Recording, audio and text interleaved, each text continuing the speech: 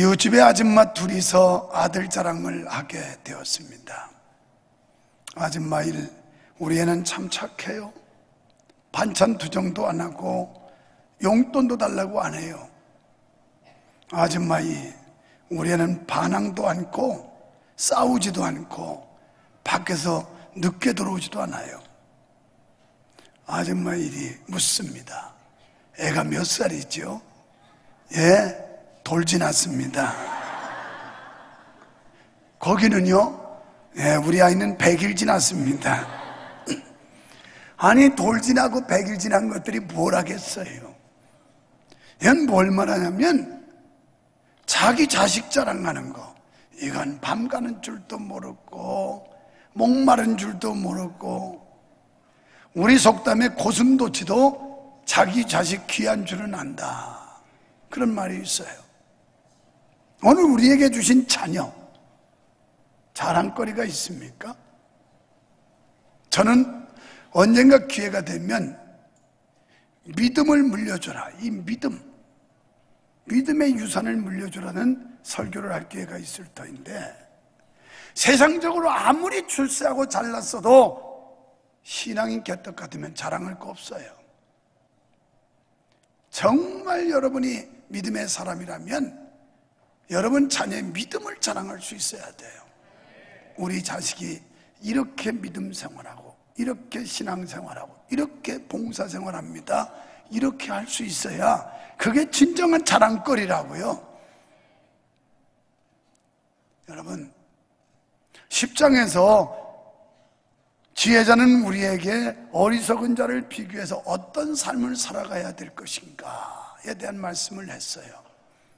오늘 본장 11장에 넘어오면서 이 땅에 살아가노라면 필연적으로 부딪히게 되는 이웃과의 관계에 있어서 반드시 우리는 의를 추구해야 된다라는 교훈을 주고 있습니다.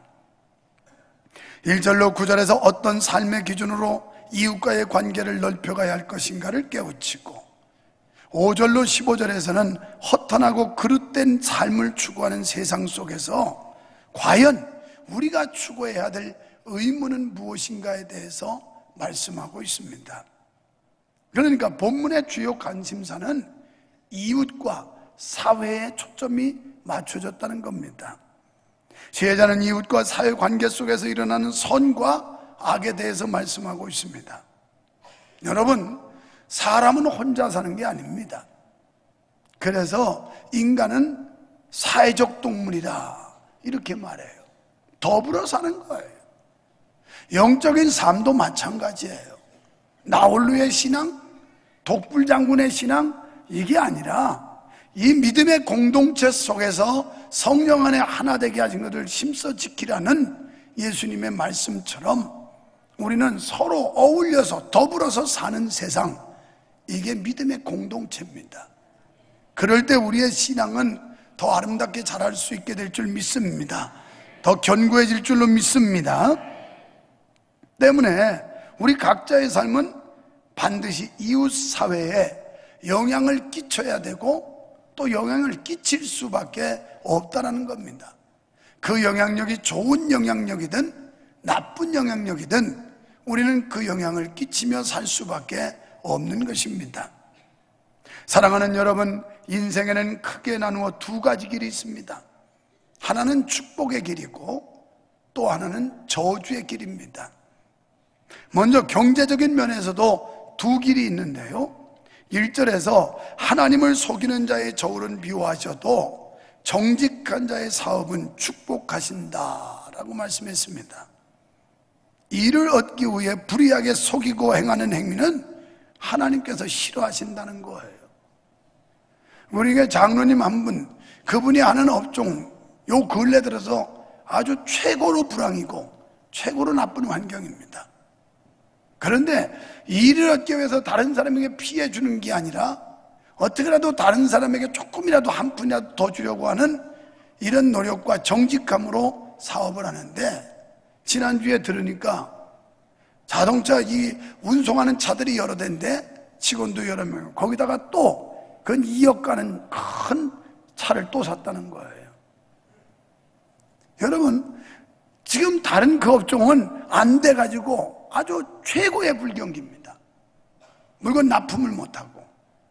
그런데 이 집은 그렇게 성실하게 정직하게 믿음으로 하려고 하니까 하나님이 은혜를 주어서 잘 되고 있어서 오히려 사업의 규모를 더 키워가는, 어쩌면 우리 교회에서 그분이 11조를 가장 많이 하고 있습니다. 우리가 정직하고 진실하게 하나님의 말씀대로 살면 하나님은 반드시 축복하신다는 걸 믿으시기를 바랍니다. 사기와 거짓은 진리의 속성을 가지신 여호와께 정죄를 면치 못합니다. 이러한 행위는 공동체의 신뢰를 파괴하는 심각한 죄입니다. 이런 행위는 구약에서는 죄악으로 간주되어 율법과 선지자들의 책망과 경고의 대상이었어요.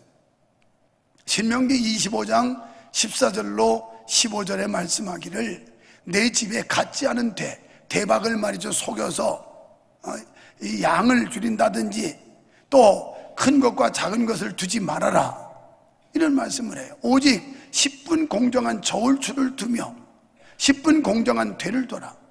그러니까 대박에서 속여 먹지 말고 저울에서 속여 먹지 말고.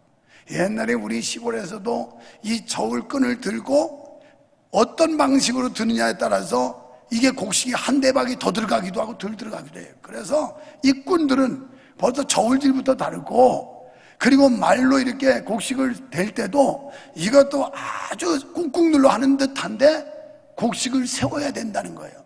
쌀도 세워서 돼야, 그래야 수지 맞는다는 거예요. 그래서 한 가만이면 10마리인데 11마리를 만들어내요. 꾼들은 이런 식으로 사기치지 말라는 거예요, 성경은. 그러니까 무게와 또 분량을 속이지 말라는 겁니다. 정직하게 하라는 거예요. 그래야면 내게 주시는 땅에서 내 날이 장구할 것이다. 그 사업도 잘 될 줄 믿습니다. 직장도 잘 될 줄 믿습니다. 장구한 축복을 준다는 거예요.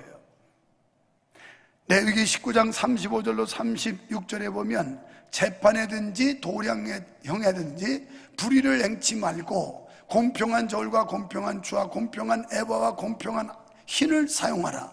여러분, 재판하는데 거기에다가 도량형, 기울어지지 않게 하라는 거예요. 법원의 상징 그 마크가 뭡니까? 저울이에요, 저울. 재판 공정하게 하라는 거예요. 그런데 이 재판이 공정하지 않은 재판이 얼마나 많겠어요? 그죠? 공정하지 않아요. 그런데 성경은 공정한 재판을 하라는 거예요. 저울도 공정하게, 정직하게. 에스겔 45장 10절에 너희는 공평한 저울과 공평한 에바와 공평한 밭을 쓸지니, 아모스 8장 5절에 거짓 저울로 속이지 말아라. 그래서 거짓말하고 사기치면 안 된다는 거예요.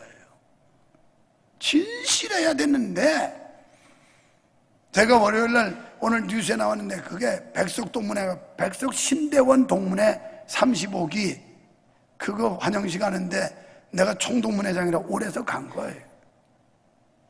거기 가서 그랬습니다. 1시간 동안 세미나 겸 설교를 하면서, 여러분, 하나님 앞에서 정직하고 사람 앞에서 진실해야 된다.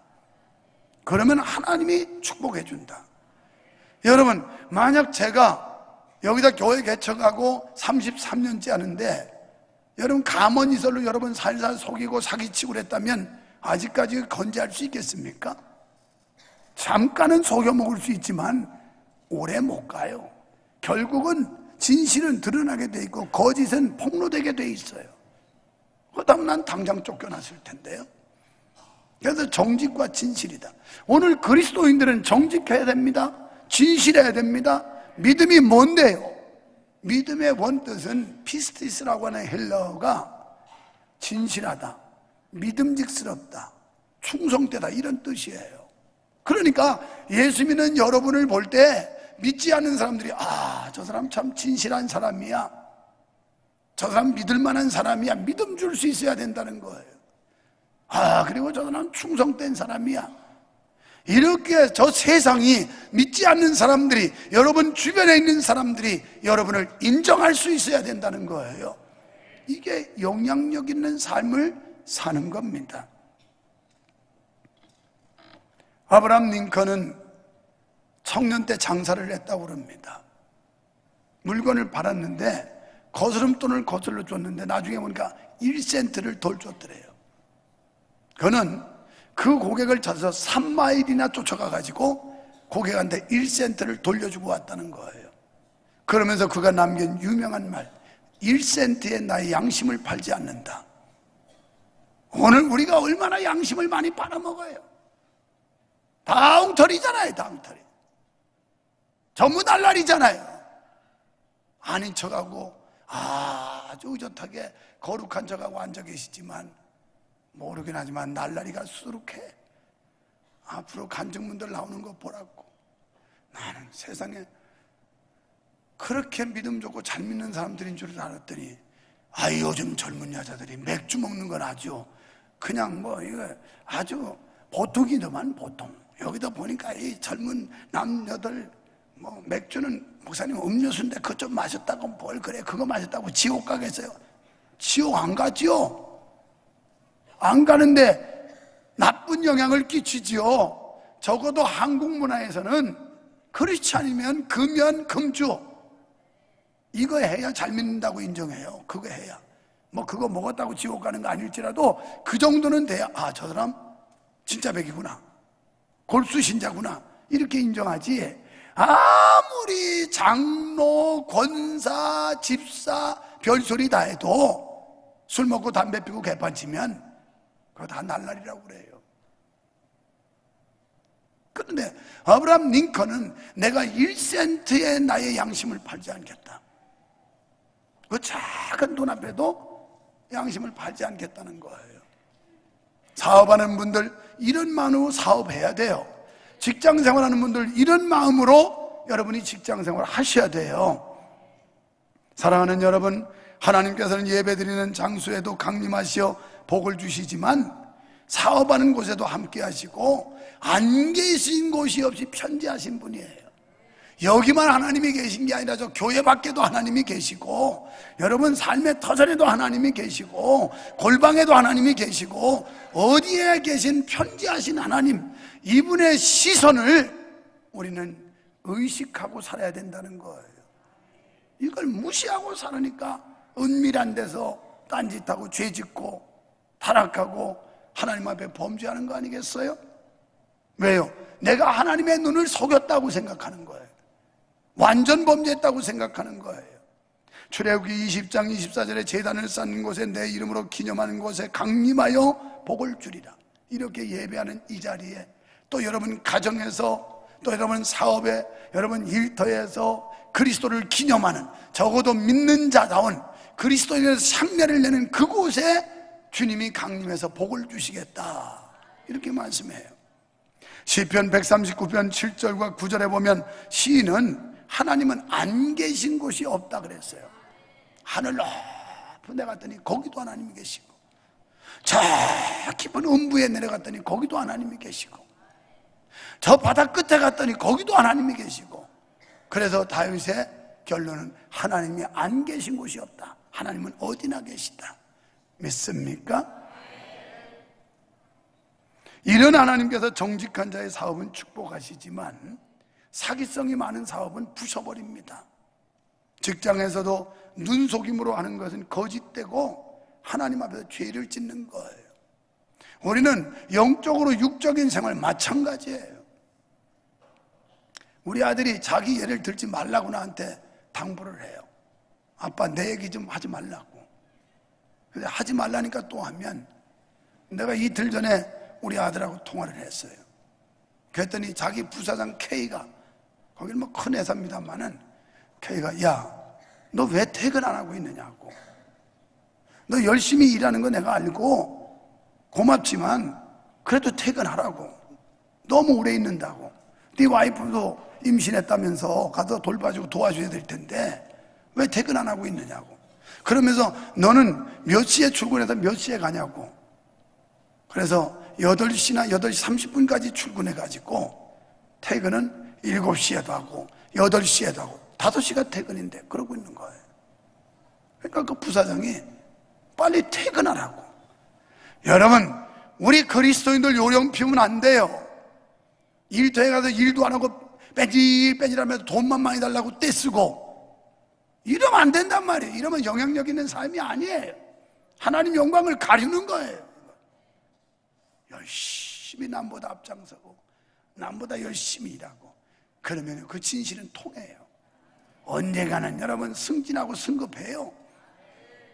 아멘. 하나님 인간들은 죽어도 안 하겠다는 거지. 내가 직장 생활하면서 땀 내면 3족이 빌어먹는다는데 내가 왜 그걸 하겠냐 이래서 옛날 우리 시골에서 노가다판에서 땀 흘리면 3대가 빌어먹는다고. 하여튼 얼마나 요령을 피우는지. 아이고 그때 산에 나무 심으러 부역들 많이 갔어요. 밀가루 한 푸대 받고 뭐 이렇게 하는 것 때문에. 그러면 막 요령만 피우고 있다가 누구 감독한 사람 나타나면 또 하는 척 하다가 또 놀고 저 골짜기니 가서 딴짓하고 있고. 아주 이 한국 사람들 기질이 못돼 먹었어요. 기질이 못돼 먹었어요. 그리고 평뛰기 시키면 잘합니다. 하루 종일 해도 못하는 걸 요것만 해놓고 가라 그러면 그건 2시간 만에 하고 가요.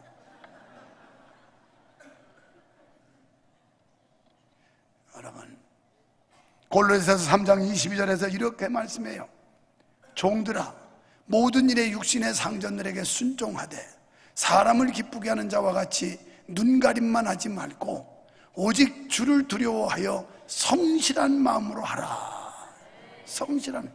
그러니까 뭐 주인이 보든 말든 하나님이 보고 계시다고 이런 의식 속에 살으라는 거예요. 여러분이 교회를 섬기고 봉사하는 일도 마찬가지예요.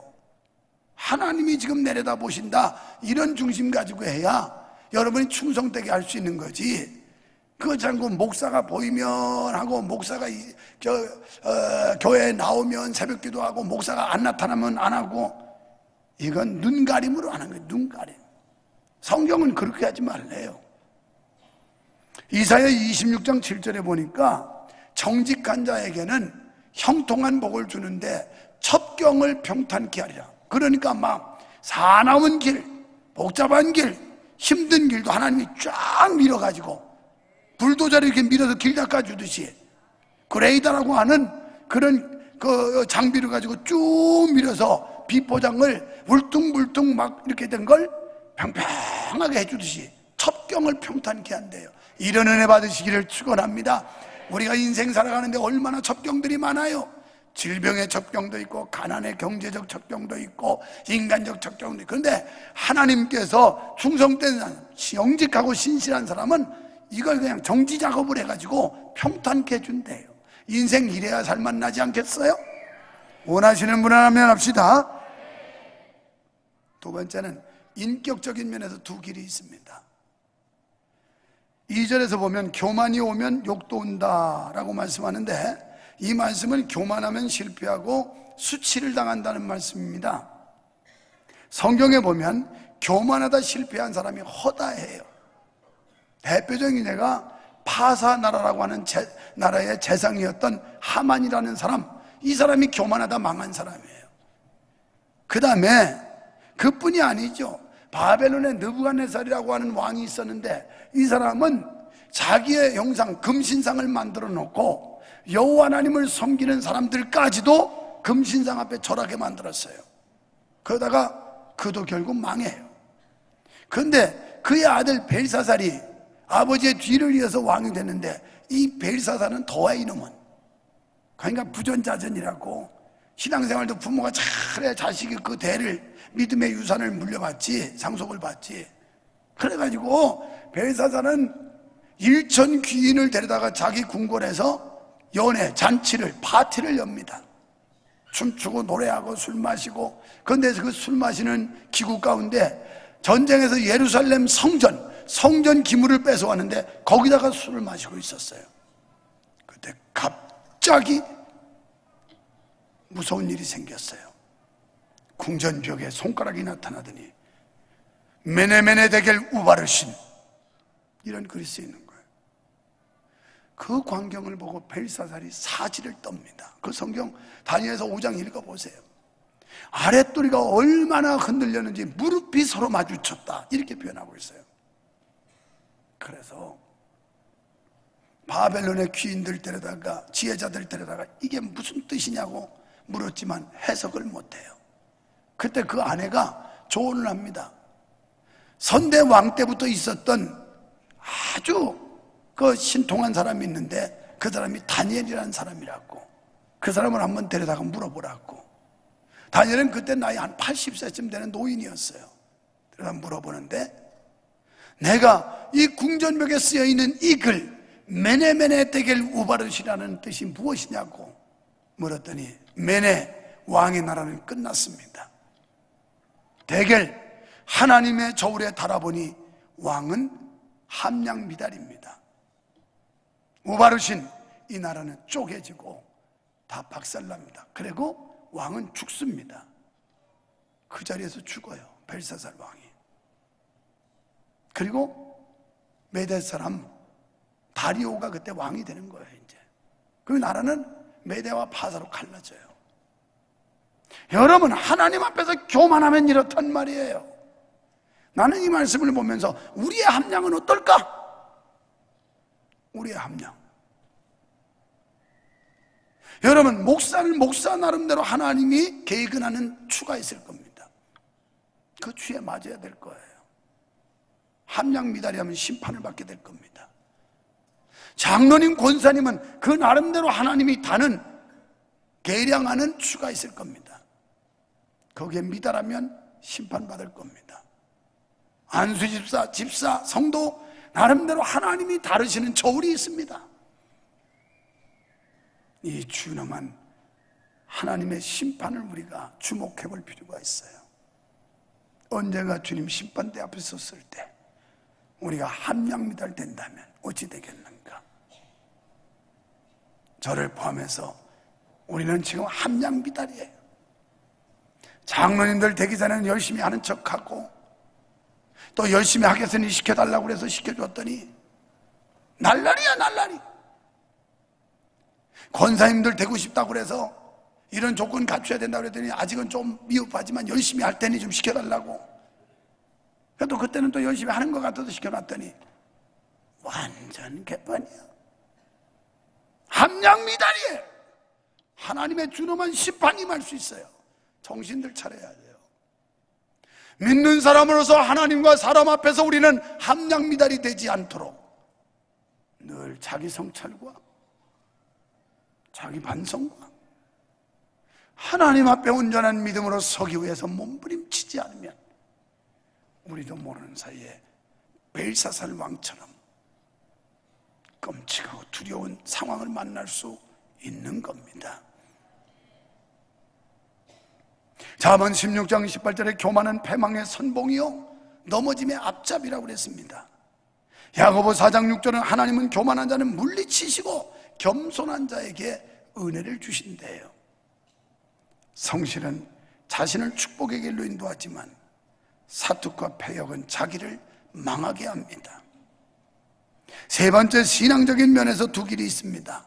5절로 15절까지는 의인과 악인, 정직한 자와 사특한 자, 명철한 자와 미련한 자, 신실한 자와 험담하는 자, 모사가 많은 자와 도량이 없는 자로 구분했는데, 여기서 전자는 구원받은 자, 후자는 멸망받은 자예요. 그러니까 무슨 얘기냐면 의인, 정직한 사람, 명철한 사람, 신실한 사람, 모사 많은 사람, 이런 사람은 구원받은 사람, 악인, 사특한 자, 미련한 자, 험담하는 자, 도량이 없는 자, 이 사람은 멸망받을 자라는 거예요. 그런데 여기서 우리가 주목해야 할 것은 선택은 자유지만 결과는 심는 대로 거둔다는 거예요. 선택은 여러분이 축복의 길을 걷던 아니면 저주의 길을 걷던 선택은 여러분이 자유롭게 하시면 돼요. 그런데 결과는 심는 대로 거둔다. 우리가 무엇을 심었느냐에 따라서 거기에 응당한 열매를 받게 된다는 겁니다.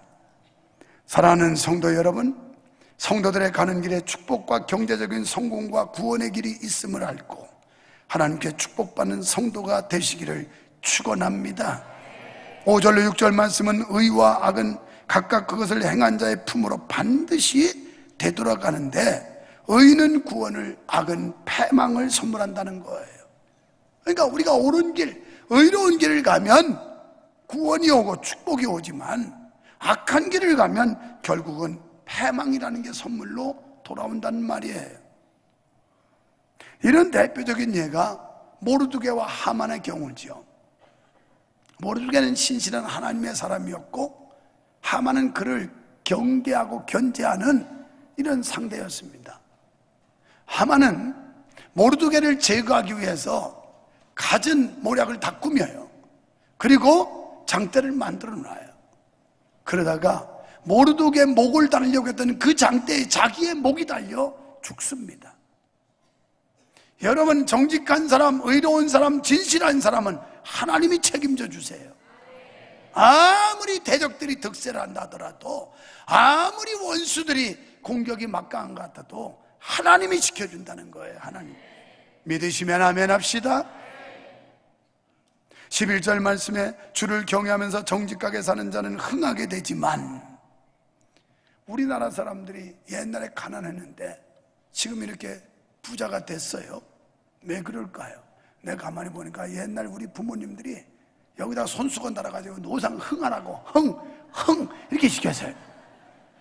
하여간 코를 풀을 때도 대고 다 흥해 이렇게 축복을 빌었으니 흥 안 할 수가 있어요. 그냥 흥해라.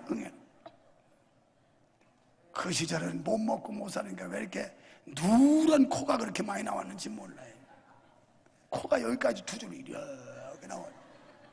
이게 말라가지고 코딱지가 허옇게 되고, 그래가지고 이렇게 나오는데 수건 갖다 대고 흥해. 여러분 자식들 복 받고 싶으면 오늘부터 가서 코 대고 흥해라.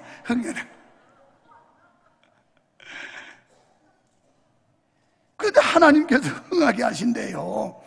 다시 말해서 축복을 비는 입은 잘 되지만 악한 자는 그 입으로 인해서 망한다는 거예요. 그러니까 우리가 말 잘해야 된다는 거예요. 말 잘해야 돼.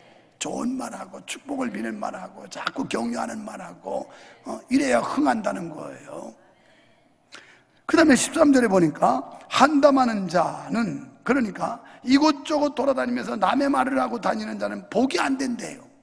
자꾸 험담하고 다니고 다른 사람 비난하고 다니고 교회 욕하고 다니고, 세상에 아까 그 은혜로운 권사님은 목소리가 이렇게 그냥 허스키 해가지고 이상한데도 세상에 그렇게 좋은 목소리 처음 봤다고. 아니, 나 그런 정도만 다 모였으면 좋겠어. 그냥 내가 오늘은 첨단하게 조용조용 하려고 그랬어요. 그랬더니 목사님의 그 열심과 박력, 이게 또 매력이 있더라는 거예요. 그래서 할 수 없이 또 목이 터져라고 이렇게 미쳐대는 거예요. 여러분, 모든 게 은혜로 보면요, 은혜스럽지만 미움으로 보면 다 야속하고 마음에 안 들어요. 여러분, 악행은 하나님을 알지 못하는 삶이에요. 하나님을 떠난 자의 삶이고 하나님을 멸시하는 삶이에요. 만약 하나님을 의식한다면 결코 이웃에게 해악을 끼치는 일을 하지 않을 것입니다. 악인들은 무지하고 교만해서 하나님을 멸시하고 갖가지 악행을 버젓이 자행합니다. 왜? 하나님이 없다고 생각하기 때문에. 아니면 하나님은 교회 안에만 있지 교회 바깥에 가서 범죄하는 걸 모른다고 생각하기 때문에 그냥 악함을 버젓이 자행하는 거예요. 사랑하는 성도 여러분, 우리는 매사에 하나님을 의식하고 살아가야 될 줄로 믿습니다. 로마서 12장에 보면 너희 몸을 거룩한 산제물로 드려라. 이건 예배당 와서 이렇게 예배하는 것으로 끝나는 게 아니고 우리의 삶의 현장에서 그리스도인으로서 하나님의 사람으로서 살라는 거예요. 하나님의 사람으로. 그게 산제물이라는 거예요. 사람들은 눈앞에 보이는 물질에 지나친 욕심을 부린 나머지 쉽게 자기 양심의 소리를 틀어막아 버리고 불의한 일을 추구합니다. 성령께서는 우리 양심의 소리를 들려주시는데도 귀를 틀어막아 버려요. 안 들어요. 상대방이 어떻게 되든지 자기 배만 부르면 된다는 식의 매우 이기적이고 파렴치한 행동을 스스럼없이 자행해요. 사람들이 이렇게 행동하면 하나님을 의식하지 않고 사람들만 완전하게 속이면 된다는 생각 때문이에요. 그러나 비록 인간의 눈은 속일 수 있을지 모르지만 우리 모든 인생들은 하나님의 눈을 속일 수는 없습니다. 사무엘상 16장 7절에 보니까 사람은 외모를 보지만 여호와 하나님은 중심을 본대. 중심. 지금 저는 여러분을 다 모르겠지만 하나님은 여러분 마음 다 아세요. 지금 어떤 자세로 앉아가지고 그냥 뭐 아주 불평불만해가지고 인상 쓰고 있는 이런 사람들 다 알아요. 다 알아요. 그러면서 속으로 막 욕하고 목사님 뭐 이러면서. 요새는 여러분이 나를 욕을 좀 덜 하나 봐요. 전에는 욕을 많이 해가지고 이 뒤통수 머리도 다 빠지고 정수리 머리도 많이 빠졌는데 요즘엔 나기 시작합니다. 사람들이 이런 걸 모르더라고요. 슬슬 나니까 의뢰에 있었던 줄로 아는데 지금 저건 워낙 라이트가 세게 비춰서 저렇지, 내려가서 내가 머리 보여줄 테니까 비서 넘긴 게 얼마나 많은지 한번 보시라고. 그래서 어느 날 내가 이걸 염색을 한번 하고 서야 되겠다. 여기다 염색만 해놓으면 훨씬 많아 보일 텐데 머리가 허해가지고 덜 보이지. 내가 오늘 여기 나오기 전에 거울을 보고 가만히 오늘 참 공평하신 하나님. 왜냐하면 머리가 적은 대신 눈썹이 얼마나 많은지 눈썹을 섞어야 되겠더라고. 이야, 하나님은 공평하죠. 머리 적으면 눈썹이라도 많게 해주는 거예요, 이게. 그래서 내가 거울 보고 혼자 빙글빙글 웃었어요. 참 공평하신 하나님이다. 만약에 머리도 없는데 눈썹까지 없으면 어떻게 될 뻔했나. 그래도 포인트는 하나님이 다 맞춰놨잖아요. 어디까지 범인지는 다 알려놨잖아요. 여기가 눈 밑이라는 거예요. 여기는 이마고 말이죠.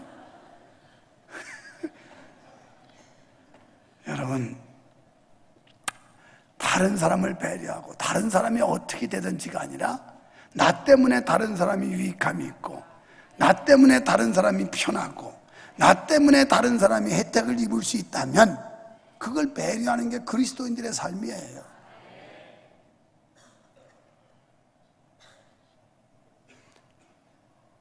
여러분, 하나님은 인생들의 생사화복을 친히 주관하시는 분이심을 믿으시기 바랍니다. 그래서 우리의 일거수일투족을 살피시는 만유의 주세요. 그렇다면 우리는 언제나 하나님 앞에서 말하고 행동해야 되지 않겠습니까? 하나님이 지금도 듣고 계신다, 하나님이 지금도 보고 계신다, 이렇게 하나님 앞에서 말하고 하나님 앞에서 행동해야 되지 않겠어요? 우리가 하나님의 눈을 의식한다면 그렇게 쉽게 양심을 팽개쳐버리진 않을 겁니다. 근데 하나님이라는 절대자를, 전능자를 의식하지 않기 때문에 양심을 막 팽개쳐버리는 거예요. 우리 모두의 의인의 길, 축복의 길에 설 수 있기를 축원합니다. 그래서 하나님께서 예비하신 복을 받고 이웃과 사회에 선한 영향력을 끼쳐야 돼요. 선한 영향력. 이제 다음 금요일, 그 다음 주 우리 젊은 성도님들 간증 들을 텐데 뭐 본인 신상 밝히기 싫으면 안 해도 되지만 이름 밝혀도 괜찮아요. 내가 이랬던 사람인데 은혜 받고 이렇게 변화했다는 건데 이게 뭐가 주치예요. 다 믿기 전에, 믿음 생기기 전에는 엉터리였었는데 주님 만나니까 이렇게 삶이 변하더라. 나를 이렇게 새롭게 바꾸시는 주님, 나를 변화시키는 주님을 당신들도 만나보자, 뭐 이런 얘기인데 그게 무슨 수치겠어요? 과거에 맥주 좀 먹었으면 어떻겠냐고. 그렇잖아요. 지금 여기 뭐 맥주는 고사하고 지금 여기다가 군불 떼는 사람은 오죽 많겠어. 지금 이 더운 여름에 왜 거기다 군불 떼고 다녀요? 담배값도 절약해서 헌금이나 해요. 그런 거 가지고. 그이들이 은혜 받으니까요, 그렇게 시원함을 주던 맥주가 아무 맛도 없고 땡기질 않더라는 거예요. 은혜 받아야 돼요. 은혜 받아야 돼요. 그래서 내가 억지로 술 끊는 소리는 잘 안 해요. 왜? 은혜 받으면 저절로 끊어지니까. 저절로. 또 하나님이 끊게 하니까 말이에요. 과거가 없는 사람이 어디 있겠어요, 여기에. 우리가 모른다고 속여서 그렇지 과거 없는 사람이 어디 있겠어요. 그런데 나를 이렇게 새로운 삶으로 내 인생을 이렇게 바꿔주신 그 하나님, 이걸 찬양하는 거예요. 예수님 말씀하십니다. 너희는 세상의 소금이요 빛이라. 우리는 이 타락하고 배역하고 죄악이 관영한 이 세상에 소금과 같은 역할을 해서 부패를 막아야 된다 이 말이에요. 그리고 사람들이 희망이 없어 좌우를 분간하지 못하고 절망의 그 신음 속에서 고통을 호소하는 그들에게 희망을 불어넣을 수 있는 그 빛을 비추어서 그들에게 희망을 찾게 하는 일을 누가 해야 되냐? 교회가 해야 되고, 교회 안의 멤버십 여러분들이 하셔야 된다는 거예요. 이건 우리 교회 이 공간에서 해가지고는 소용이 없어요. 여러분의 삶의 현장으로 나가서 거기서 예수님의 향기를 발해야 될 줄 믿습니다. 예수님 따라가며 복음만 순종하면 이 길이 바로 승리의 길이요, 이 길이 축복의 길이요, 이 길이 영광의 길인 줄 믿습니다.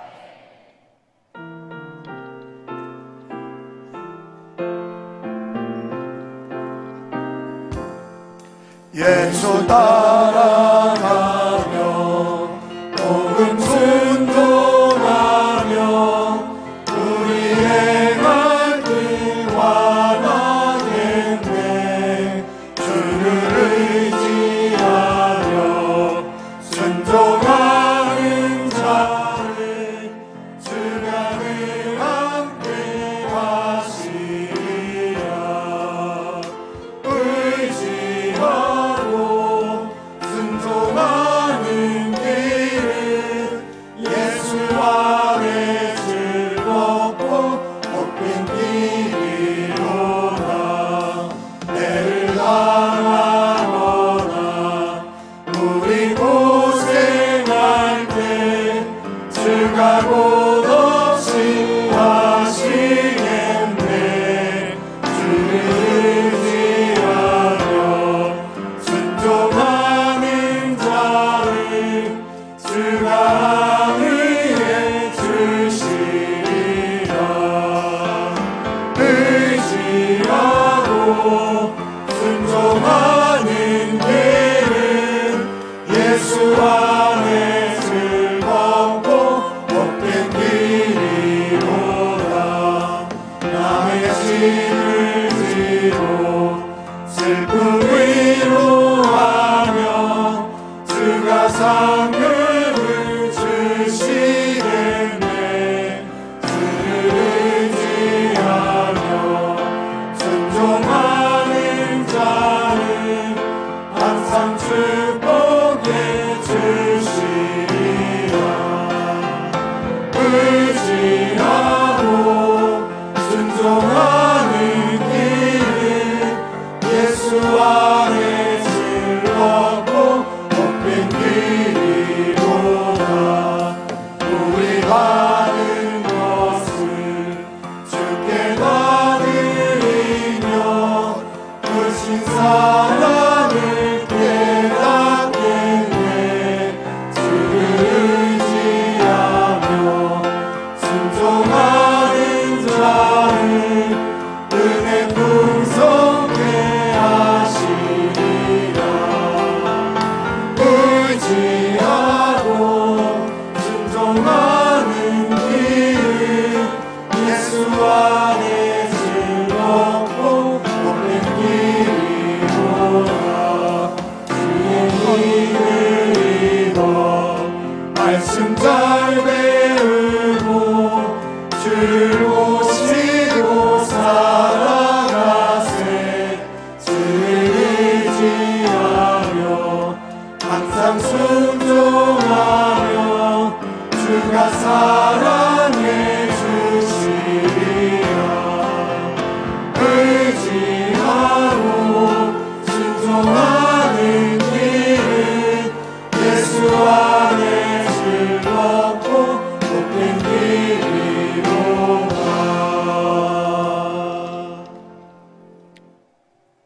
메네메네 데겔 우바르신, 혹시라도 하나님의 저울에 함량 미달되어서 우리 인생이 끝은 나지 않는지, 아니 깨지고 부서지진 않은지 두려워하게 하시고 이제 믿음의 첫사랑을 되찾게 하시며 초심으로 돌아가게 하시며 하나님의 사람답게 살아갈 수 있도록 우리를 변화시켜 주시옵소서. 우리에게 주신 직분에 걸맞는 삶, 우리 본분을 상실하지 않고 교회에서나 사회에서나 선한 영향력을 끼칠 수 있는 우리 교회 성도들 다 되게 하여 주시옵소서. 예수님 이름으로 간절히 기도하옵나이다. 아멘.